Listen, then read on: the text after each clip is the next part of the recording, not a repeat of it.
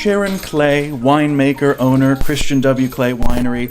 I am so glad to be visiting with you today. How are you? I'm great. The only thing is you're a couple months late because we're done picking. Oh, that's when you needed some help. Yeah, That's I right. know. Where were I know. you in September? I was down in Pittsburgh, but I wanted to get out of the city this weekend. I thought it'd be a great time to come up and visit you, talk about wine. So here you are, nestled in the Laurel Highlands, beautiful, beautiful part of Pennsylvania. Just about an hour and 20 minutes south of Pittsburgh, just about. How did Christian W. Klay Winery begin? Actually, my husband was curious about what kind of grapes would grow in southwestern Pennsylvania in a mountain area. So I figured I'll go along with it. We looked at farms and said, okay, whatever. Meanwhile, I fell in love with this barn. It's an 1880s barn with a ceramic tile, and it's near Touchstone. And being that I'm a painter, that appealed to me. So I was thinking 10 acres was a farm. We ended up with 215. But that was the selling point, was the barn. But, actually the way it started was he was just curious what grapes would grow in a cool climate. So for 10 years, he read about different types of grapes. And when we left Manhattan, it became sort of like Green Acres, in that I worked on Fifth Avenue.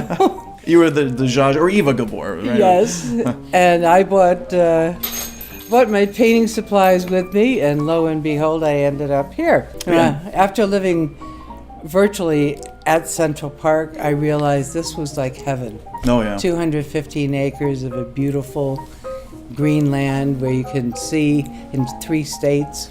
Right, from I think one of the highest hills on the property here, you can see 3 states at once, Pennsylvania, Maryland, and West Virginia, right? It's the elevation's 2,300 feet. Wow. Yeah. And it's good for grape growing then. It's perfect. Because that's one of the questions that I have is, growing grapes right here in a Pennsylvania climate as opposed to, what we think of as, the grape growing regions like Napa and New Zealand and France and things like that. Is it just a different type of grape, or are there just different growing challenges? It's both. Yeah.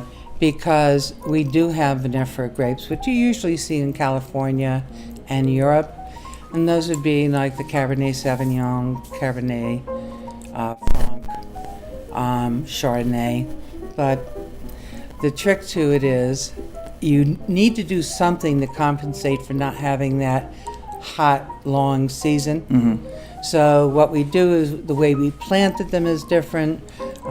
We make sure that we till between the rows so that we get all the heat into the ground and use the rocks to hold the heat, and the heat radiates up at night, whereas in California they would put grassy centers to try to cool it down. We have found that we actually are getting fantastic reds. Oh, wow. And we're getting up to 25 degrees Brix, which is very unusual. Here in the East, you're usually happy if you get 18 degrees, and Brix are the measurement of sugar or the solids in the grape, and that's what lets you get your alcohol level up. We like that. Now, harvest is a big, big project, I imagine, with all the vines that you have here, but you have fun with it. You take volunteers to come in and harvest, and then everybody has a big party at the end. Is that right? We love volunteers. Oh, yeah. The thing is, you can come here and pick for 4 hours, and you could be anywhere in the world. When you get up there and you hear the wind whistle through the vines and the wires in the trellis, you get swept away. You could be anywhere. And people it puts them in touch with the earth in a way that you can't get, sitting in the city. Because that is what is unique about Christian Klay Winery, is we are the total wine experience in that we grow it, we process it, and we sell it and have events. White Swan Tavern. If you like a semi-sweet Riesling, this is perfect because you have the real full mouth of fruit.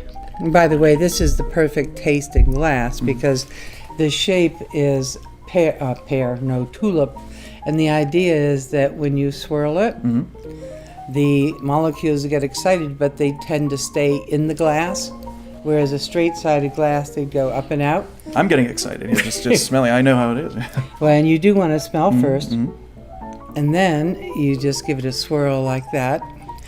Be careful, don't do it with a full glass, or your neighbor might get a little testy. It happens. Oh, yeah. And then you smell it, and then you taste it. And the reason is that if you want to know the true character of a wine, you really need to let it open up like that.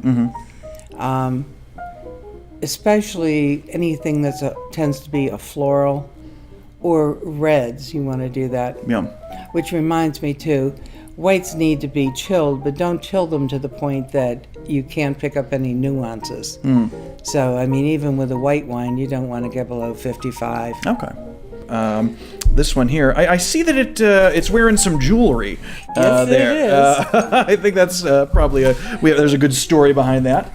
Well, this was an idea that I had. I was sitting in the house one winter looking up the hillside there, and I kept looking at it and thinking, it needs something. I wanted another crop. And all of a sudden, I thought, lavender. I love lavender. It's so aromatic. You can cook with it. Culinary lavender versus craft lavender. So I had making a wine in the back of my mind anyway. With lavender. Yeah. Wow. And that was the first thing I did with it. And it took a double gold medal and a silver and a bronze because we are agritourism. You know, we grow it, we make it, and we sell it. So we're the perfect model of agritourism. Plus, we tie in hay rides, bonfires. Like, we're going to go out after this, and we're going to toast a giant marshmallow on that little bonfire out there. But the thing is to have the whole experience. You can get the bottle of wine in the state store, you know, and that's fine. But if you really want to experience it, you go to a winery.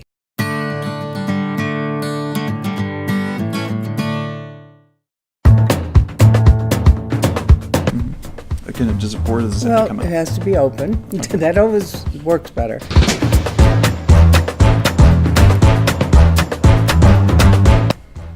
People go, oh, lavender, and they're thinking, you know, little old ladies and...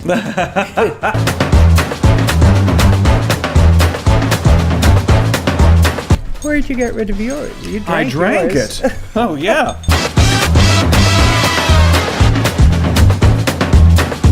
Now, did you want to finish? I'll finish it. I'll do it.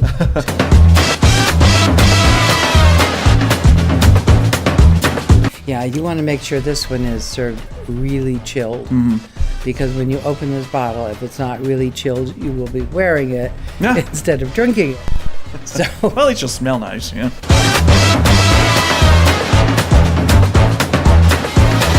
Now, when you get invited to someone's home for dinner, are they ever like, oh, gee, I wonder what kind of wine Sharon's going to bring?